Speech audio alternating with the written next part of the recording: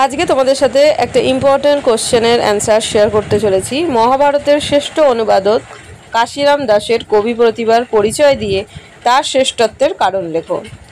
এটা তোমাদের বর্ধমান ইউনিভার্সিটির বিএ সেকেন্ড সেমিস্টারে যারা আছো তাদেরও ইম্পর্টেন্ট, আর যাদের এই টপিকটা আছে তাদের ক্ষেত্রেও তো ইম্পর্টেন্ট।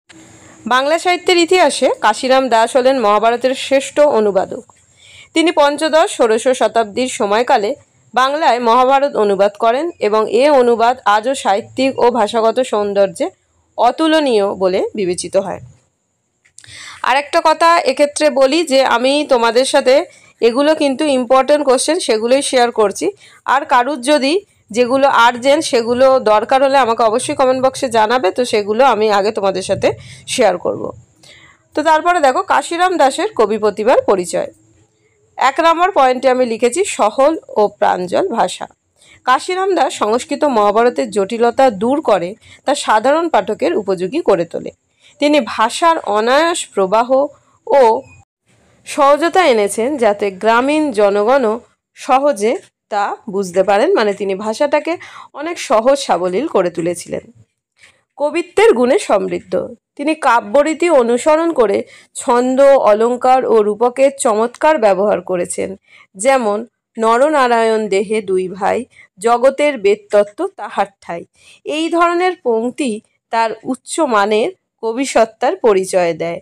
দেখো এখানে তিনি পংক্তি ব্যবহার করেছেন, আবার এর মধ্যে যেন আমরা একটা আত্মার মিল পাচ্ছি, আমাদের কাছে কিন্তু বোধগম্য হচ্ছে ব্যাপারটা। তারপরে দেখো 3 নম্বরে আখ্যান রচনার কুশলতা। কাশিরাম দাস কাহিনী উপস্থাপনায় ছিলেন দক্ষ। তিনি নাটকীয়তা, সংলাপ ও উত্তেজনা সৃষ্টি করে পাঠকের আগ্রহ ধরে রাখতেন। তারপরে দেখো কি লিখেছি, চলো আমরা দেখে নিই। তারপরে দেখো 4 নম্বরে লিখেছি ভক্তি ও নৈতিকতার মিশ্রণ।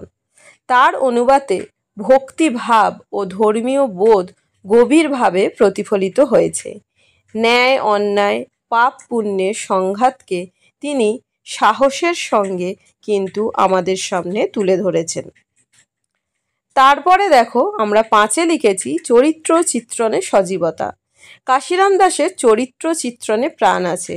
দ্রৌপদীর লাঞ্ছনা, কুরুক্ষেত্র যুদ্ধ, গীতার উপদেশ, প্রতিটি দৃশ্য যেন জীবন্ত হয়ে ওঠে তার লেখনীতে। তারপরে দেখো আর কি লিখেছি, এরপরে দেখো আমরা লিখেছি কাশিরাম দাসের শ্রেষ্ঠত্বের কারণ। বাংলা সাহিত্যে মহাভারতের প্রথম পূর্ণাঙ্গ অনুবাদক। সংস্কৃতের বাইরেও সাধারণ মানুষ যাতে এই মহাকাব্য পড়তে পারেন সেই পথ কাশিরাম দাস প্রথম তৈরি করেন। তোমরা যদি আগের পয়েন্টটা মানে চরিত্র চিত্রণের ওখানে আরও কিছু অ্যাড করতে পারো। আমি একদম সিম্পলভাবে তোমাদের কাছে যাতে এটা তুলে ধরতে পারি সেটারই চেষ্টা করেছি। তারপরে দেখো সাহিত্য ও ধর্মীয় চেতনার সংমিশ্রণ। এগুলো প্রথম দিকটা একটা ধাপ গেল, এটা আর একটা ধাপ। তিনি কেবল অনুবাদ করেননি, বরং মহাভারতের আধ্যাত্মিকতা ও নীতিশিক্ষাকে বাংলা ভাষায় গভীরভাবে প্রতিস্থাপন করেছেন। তারপরে 3-এ দেখো মানবিক দৃষ্টিভঙ্গি ও অনুভব। তিনি পৌরাণিক চরিত্রগুলোকে মানুষের মতো করে দেখিয়েছেন। এতে পাঠক তাদের সঙ্গে নিজেকে মেলাতে পারেন। কেননা আমরাও এই আলোচনাটার মধ্য দিয়ে দেখছি এটা কিন্তু আমাদের কাছেও যথেষ্ট কিন্তু বোধগম্য হয়ে উঠছে।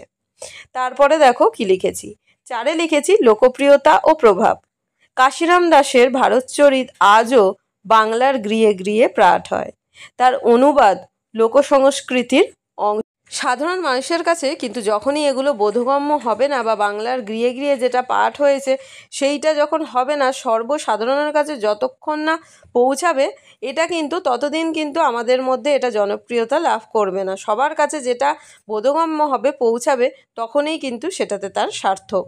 উপসংহার দেখো কাশিরাম দাস কেবল অনুবাদক নয়, তিনি এক অনন্য কবি। তার অনুবাদ কাব্যরূপে এতটাই সমৃদ্ধ যে একে মূল মহাভারতের ছায়া না বরং একটি স্বাধীন সাহিত্যকীর্তি বলা যায়। তার ভাষা, ভাব, কাব্যগুণ এবং নৈতিক উপদেশ আজও বাংলা সাহিত্যে অমর হয়ে আছে। তাই নিঃসন্দেহে বলা যায় কাশিরাম দাসই মহাভারতের শ্রেষ্ঠ অনুবাদক। আজকে এটা এত অবধি তোমাদের সাথে শেয়ার করলাম। নেক্সট আমি অন্য কোনো কিছু নিয়ে তোমাদের সাথে শেয়ার করব।